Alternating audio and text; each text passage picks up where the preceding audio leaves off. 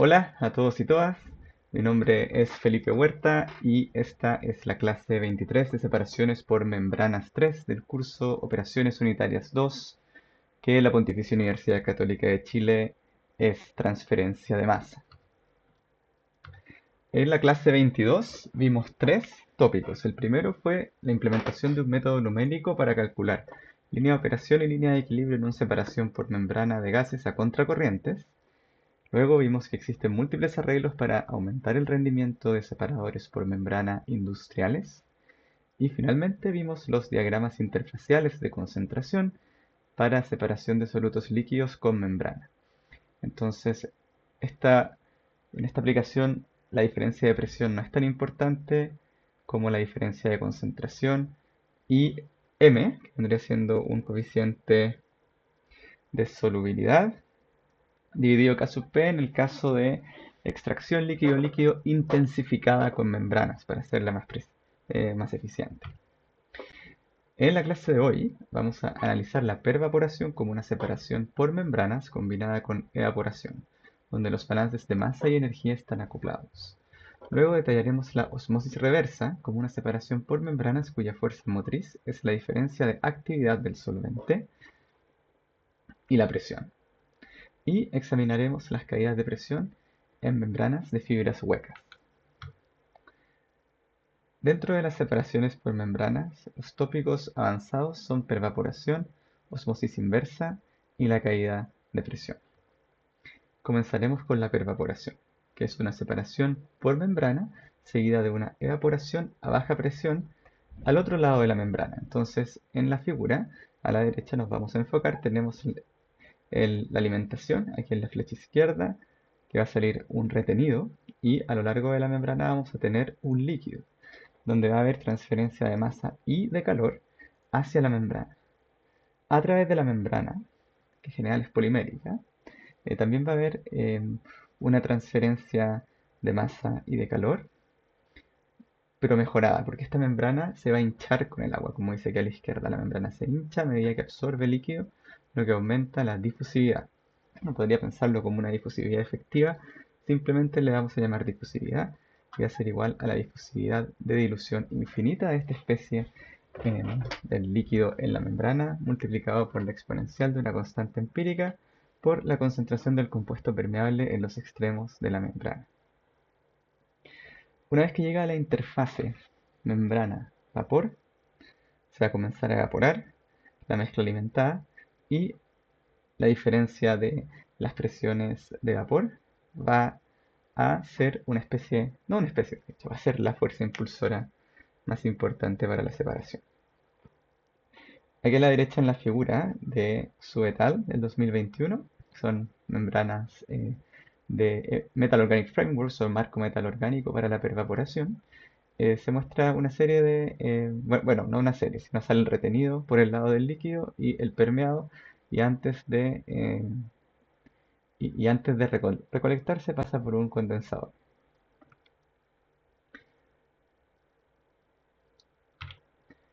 Entonces podemos enfocarnos en un diagrama interfacial de la pervaporación para pensarlo con la teoría de la doble película, donde doble película significa que hay capas límites tanto en la fase de la alimentación y retenido a la izquierda como en el vapor, que van a tener una cierta resistencia a la transferencia de masa. Entonces P sub 1 y P sub 2 son las presiones aguas arriba o en la alimentación y aguas abajo en atmósfera, ¿sí? Aguas arriba a la izquierda, líquido, aguas abajo, eh, gas a la derecha. X sub A y X sub B es la fracción molar de A y B en el seno del líquido. Podemos ver aquí a la izquierda, estamos pensando en una mezcla binaria. Y P sub A1 y P sub B1 van a ser las presiones parciales de los compuestos A y B en el líquido también, ¿sí? Entonces, como aquí pueden decir, chuta, tengo fracción molar y presiones parciales, pero estoy en un líquido. eh, Esto va a ser relevante y lo vamos a ver en las próximas diapositivas porque tenemos un cambio de fase. T va a ser la temperatura en el líquido que va a ir cambiando a medida que nos acercamos con la membrana y provee la fuerza motriz a la evaporación.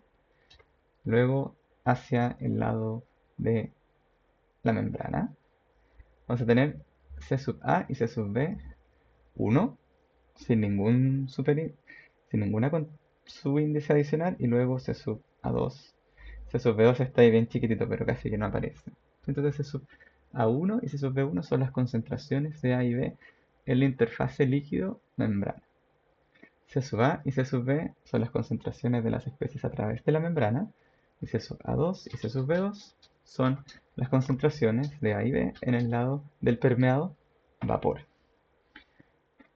Otra cosa importante de notar aquí es que originalmente teníamos una fracción molar de B más grande que A y finalmente tenemos una concentración de A más grande que la concentración de B que se va a traducir en presiones parciales. Eh, una presión parcial A2 más grande que una presión parcial B2, por lo tanto logramos invertir las fracciones molares, ¿sí? El orden de las fracciones molares. Teníamos B más concentrado en nuestra alimentación y en el permeado se tiene A más concentrado. Otra cosa muy importante tiene que ver con lo que ocurre aquí en las interfaces, que se pueden dar cuenta que hay continuidad de temperatura, pero no hay continuidad de flujo de calor. De hecho, ninguna interfase, pero aquí podemos ver que hay un gradiente de temperatura por el lado del líquido en 1, en el lado del fluido hasta la interfase, y aquí la temperatura se mantiene, pero luego se vuelve un gradiente de temperatura más empinado, ¿sí? Entonces, en fenómenos de transporte aprendimos que mientras más empinado sea ese gradiente de temperatura, o realmente sea más grande, si el flux es constante, que eso sí tiene que ser constante a través de todas las interfaces, en estado estacionario a través de todas las interfaces, quiere decir que en la membrana hay una mayor resistencia a la transferencia de calor. Lo cual tiene mucho sentido porque en la capa límite tenemos líquido y en esta membrana puede ser que sea polimérica, que tenga algunos espacios vacíos. Entonces es muy normal que esta resistencia a la transferencia de calor aumente. Pero lo que viene ahora es lo más importante, ¿sí? Como que este gradiente de temperatura hacia la interfase, hacia el lado vapor de la interfase vapor-membrana es cero. Entonces aquí ustedes podrían pensarse, pero profe, si aquí el flujo de calor debería mantenerse y aquí no se está manteniendo. La verdad es que sí se está manteniendo porque todo el calor que ingresa va a producir la evaporación de la mezcla. Por lo tanto, no va a haber un gradiente de temperatura hacia la derecha, sino que todo ese calor se va a convertir en calor latente y va a originar un flujo másico de A y de B, ¿sí? Para ser honestos, pero más concentrado en A. Entonces eso es tremendamente interesante, el principio de operación de eh, la membrana. La pervaporación. Para poder cuantificar los fluxos másicos, debemos definir una selectividad modificada. Entonces partimos observando que la mezcla líquida es no ideal y el flux de A través de la membrana va a ser igual a la permeabilidad multiplicado por la fuerza motriz. Y ojo, la fuerza motriz aquí va a ser distinta. Va a ser el coeficiente de actividad de la especie A por la fracción molar de la especie A por la presión de vapor de la especie A.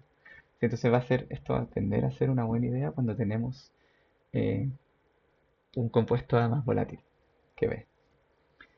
Menos Y sub A, la fracción molar de la especie A en la fase gaseosa, aguas abajo en el lado del permeado, por la P sub 2, que va a ser la presión total de la mezcla de gases en el lado del permeado. J sub B no es llegar y empezar a cambiar números, ¿sí? Aquí, sí. Como era en una membrana simplemente porosa, no inclusive la polimérica, sino que aquí tenemos que tener ojo con el coeficiente de actividad. Entonces va a ser gamma sub B, que va a ser el coeficiente de actividad de la especie B, por 1 menos XA. Y eh, aquí yo diría que es P sub B, sí, probablemente hay un error, así que lo vamos a cambiar más adelante en la versión oficial. Menos 1 menos y por P sub 2, ¿sí? Porque si no, la verdad sería, esto no correspondería al principio de operación, que es la presión parcial de B hacia el lado de la izquierda. Y sí lo que es lo mismo, la fracción molar de A en el lado del permeado va a ser igual a la razón del flux molar de A sobre el flux molar total. Las razones de presión modificada se definen como R sub A igual la presión hacia el lado del permeado dividido el coeficiente de actividad por la presión de vapor de A, y R sub B va a ser igual a la presión del permeado dividido el coeficiente de actividad de la especie B por la fracción, perdón, la presión de vapor de compuesto puro de la especie B. Si todo esto es como circulito arriba, son presión de vapor de compuesto puro. Entonces, la selectividad modificada va a ser la razón de las permeabilidades, que eso vendría siendo lo no modificado, multiplicado por el coeficiente de actividad por la presión de vapor de A en el numerador y de B en el denominador. Entonces, antes de ver la relación I'X y el balance de entalpía, recordemos que I' es la fracción molar del compuesto más permeable en la interfase membrana-permeado. A la derecha tenemos en el eje Y una fracción másica de alcohol en vapor en una mezcla agua-etanol. Y en el eje X tenemos la fracción másica de alcohol en el líquido. Que son composiciones del permeado para la pervaporación con una membrana de polivinilalcohol, PBA, y una mezcla agua-etanol a 60 grados Celsius. Esta fue la primera aplicación industrial de la pervaporación. Entonces aquí está a 60 grados Celsius y de una u otra manera uno controla la pervaporación bajando la presión del permeado. Entonces en destilación aprendimos qué significaba esta curva de equilibrio físico-químico, la que está arriba. Eh, Gran volatilidad al principio y después a medida que vamos enriqueciendo eh, la mezcla se vuelve más difícil la separación hasta que se alcanza un azeótropo. Si esto es la gracia de utilizar una membrana de pervaporación, es que podemos ir más allá del azeótropo en base a la curva de abajo, ¿sí? Porque esta curva de abajo muestra la composición del permeado para una presión del permeado súper baja, si esto opera casi a vacío. Y como puedo dar cuenta, es medio raro si, si aquí alimento una fracción másica de alcohol 0,2, voy a tener menos de 0,2 etanol en el permeado. Entonces, la verdad, no sería muy favorable operar en una región de baja fracción másica, sino que más bien uno va a tender a operar en la región de alta fracción másica de etanol, por ejemplo 0,9 o inclusive más. Y en este punto uno puede ir más allá del punto azeótropo y purificar de manera total, prácticamente, la mezcla agua-etanol.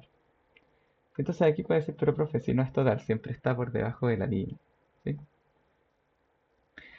Entonces la verdad, lo que uno podría hacer también aquí es operar eh, en este punto y básicamente quedarse con el retenido, ¿sí? No tiene por qué siempre estar permeado, pero y nuevamente ahí va a depender de cómo sea la configuración.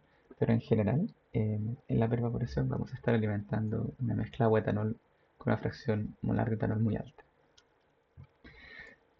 En general, dejando algo de lado el ejemplo, vamos a tener que la razón entre Y' y X para pervaporación va a ser muy parecida al caso de una membrana porosa,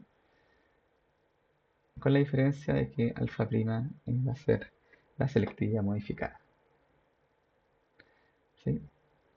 También el balance de entalpía queda como toda la energía que entra desde el líquido a la membrana, el índice P menos toda la energía que sale con el retenido, con forma de calor sensible, va a ser igual a el flujo molar de permeado por el calor latente de vaporización de la mezcla.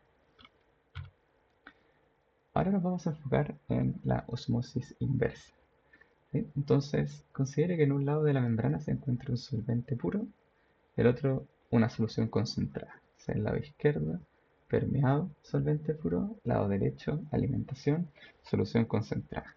Entonces, el ejemplo clásico es agua con sal, si queremos desalinizar. Entonces, lo que nosotros queremos hacer es poder que a través de la membrana cruce solamente nuestro solvente, en este caso podría ser agua. C sub WF va a ser la concentración de agua en la alimentación. Y C sub SF va a ser la concentración de soluto en la alimentación. Esta membrana va a ser impermeable Y la gracia es que nosotros vamos a dejar pasar solvente de derecha a izquierda y con un rechazo de soluto. ¿Sí? C sub SI, aquí aparece la concentración de soluto en la interfaz es más grande que la concentración de soluto en la alimentación. Entonces, para poder hacer eso tenemos que considerar la presión osmótica. La presión requerida para igualar la actividad del solvente en el lado de la solución más concentrada, que vendría siendo el lado derecho. Y si aplica una presión mayor a la presión osmótica en el lado de la solución concentrada, el solvente difundirá a través de la membrana hacia el lado de la solución diluida. Este fenómeno recibe el nombre de osmosis. Y entonces, ¿por qué esto en principio no pasaría? Porque aparece aquí una actividad versus concentración. Entonces, lo primero que tenemos que enfocarnos aquí es que en el lado de la solución diluida la concentración de agua es más grande que en el lado de la solución alimentada. Por lo tanto, si estuviéramos pensando solamente en la ley de Fick, el agua debería moverse desde el lado de la solución diluida hacia el lado de la solución concentrada para igualar las concentraciones. No obstante, esta mezcla va a ser no ideal y de hecho uno puede subir la actividad aumentando la presión. Esa va a ser más, por así decirlo, la forma en que nosotros vamos a lograr ir contra el gradiente de concentración para el agua y a favor del gradiente de concentración para el soluto. Este fenómeno se denomina osmosis inversa. Entonces la fuerza impulsora va a ser la diferencia de presión entre los dos lados de la membrana, delta P, menos la presión osmótica de la solución, pi, un valor conocido en función de la temperatura. Entonces el flux de agua, JW, va a ser igual a la concentración de agua por el volumen molar parcial del agua por la difusividad de agua a través de la membrana dividido la constante de los gases por la temperatura de operación multiplicado por la diferencia de presión menos la presión osmótica dividido el espesor de la membrana. Entonces aquí ustedes pueden decir, pero profe, ¿cuál es el CW? Si aquí dice CW nomás, será el WF, WI, WP. Va a ser el CWF. ¿Sí? Y el flux de soluto, aquí nótese que el flux de soluto es como una ley de Fick tradicional. Va a ser considerando la solubilidad del soluto en la membrana. Entonces es la ley de Fick modificada con teoría de difusión-solución. Va a ser la difusividad del soluto en la membrana por la solubilidad de la sal en la membrana. ¿Sí? También uno podría decir es el coeficiente de solubilidad por la diferencia de concentración en el seno, ¿sí? De C sub SF menos C sub SP, ¿sí? Es la diferencia global dividido delta sub Z, que va a ser el espesor de la membrana.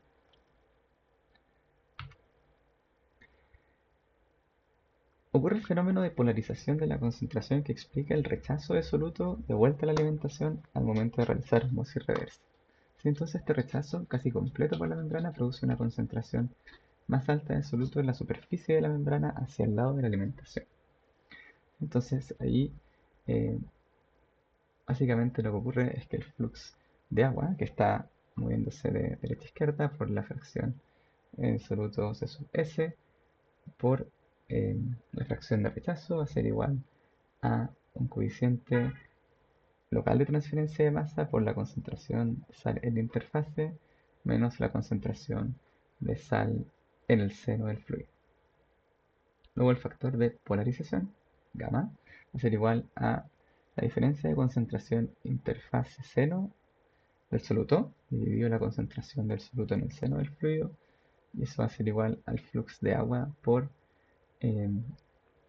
F, que es la fracción de rechazo dividido K sub 0. Y la fracción de rechazo va a representar cuánta sal se remueve dividido de la sal alimentada.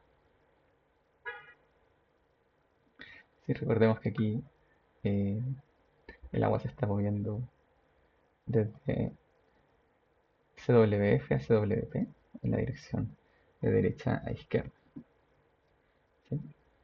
Y este f uno lo puede dividir ambos, y este k sub c, CSI menos CS, está mostrando como la difusión del soluto de la membrana hacia la alimentación. Y este otro valor JWCSF es siendo la remoción. ¿Sí? Entonces, si este valor es pequeño, va menor a 0.1, la polarización de la concentración es despreciable. Entonces, en general no va a ser muy bueno que esta concentración C sub SI sea mucho más grande que C sub SF, porque en la práctica se va a tapar la membrana. Sí, va a haber mucha sal cerca de la membrana y va a haber una posibilidad de mejorar el, el proceso. Y nótese que esto no tiene que ver con F. ¿Sí? F es típicamente un parámetro de operación que tiende a ser 97% mayor. ¿Sí? Para plantas modernas de osmosis reversa, 0.99 o más. Imagínense, se está produciendo agua a partir de agua de mar. ¿Sí? Se requiere una gran razón de rechazo, o fracción de rechazo eso. Vamos a terminar esta clase con la caída de presión por fricción delta PF para osmosis inversa.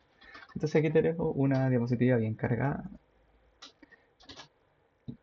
Nos vamos a centrar primero a la derecha para recordar nuestro ejemplo de membrana de fibra hueca. ¿Sí? Entonces dentro tenemos el permeado, afuera en el ánulo tenemos el retenido. Este espacio entre el lumen y el ánulo va a ser la membrana, y a medida que en osmosis reversa se alimenta la solución concentrada con sal, va a fluir agua con este flux J sub W desde la solución concentrada hacia el permeado, porque la actividad de agua afuera en el grado de ánulo va a ser alta porque la presión va a ser muy alta. ¿Sí? Este delta P menos pi tiene que ser mayor a cero, donde es la presión osmótica. Pero ¿qué pasa? ¿Sí? Por el lado desde el permeado, en el extremo cerrado de la fibra hueca, aquí es donde empieza a recibir agua, el lado del permeado. Y a medida que uno avanza diferencialmente por la dirección Z o axial, a través de la superficie cilíndrica está entrando cada vez más agua, por lo tanto hay más flujo de agua. Y si hay más flujo, el área transversal es constante, estamos en un líquido, por lo cual la densidad va a ser relativamente constante. Va a aumentar la velocidad. Y podemos asumir que la velocidad aumenta linealmente en el caso en que J sub W sea constante. ¿Sí? Pero este aumento de velocidad va a ir generando un aumento de caída de presión. O sea, la caída de presión va a ser proporcional a el... Perdón, la caída de presión va a ser proporcional a la velocidad, al cuadrado, en general. Entonces, para poder diseñar estos sistemas de manera adecuada, la caída de presión de fricción debe ser inferior a la fuerza motriz. Sí, y ojo que aquí estas diferencias de presiones parciales en el lado del permeado y el lado del ánulo puede ser muy grande. Entonces, si se integra la forma D de la ecuación de Hagen-Poiseuille, esto tiene varios pasos, ¿sí? No sé, no lo estoy describiendo, simplemente estoy dando el resultado. Con esto se puede encontrar la caída de presión por fricción y se obtiene una ecuación diferencial, ¿sí? Donde podemos ver que realmente la diferencia de presión, el gradiente de presión en la dirección axial va a ser igual a 32 veces la viscosidad dividido el diámetro interno al cuadrado. Supuesto clave aquí, flujo laminar. Y nótese que esta velocidad promedio realmente, en la realidad como se ve en la figura, va aumentando. Entonces uno tendría que considerar ese aumento de la velocidad con z. ¿Sí? Eh, y eso uno lo puede escribir como 64 veces el flujo de agua por la viscosidad por L cuadrado partido del diámetro interno al cubo. ¿Sí? Entonces en esta primera aproximación se asume que J sub W es constante y que la velocidad promedio va a ser 4 veces J sub W por el largo dividido el diámetro interno. ¿Sí? Entonces aquí tenemos, es importante destacar una cosa, esa velocidad axial promedio no es un promedio en Z, ¿sí? Es un promedio en R. y en teta. ¿Sí? Entonces, este gráfico realista de sub c aumentando no es lo que está expresado en la ecuación. ¿Sí? Lo que está expresado en la ecuación simplemente el caso en que la velocidad es constante. ¿Sí? Uno podría tomar también un nuevo promedio, una z así. Porque en la realidad la caída de presión va a ir aumentando a medida que el fluido acelera. Y vamos a tener más caída de presión hacia la salida del permeado que en la entrada.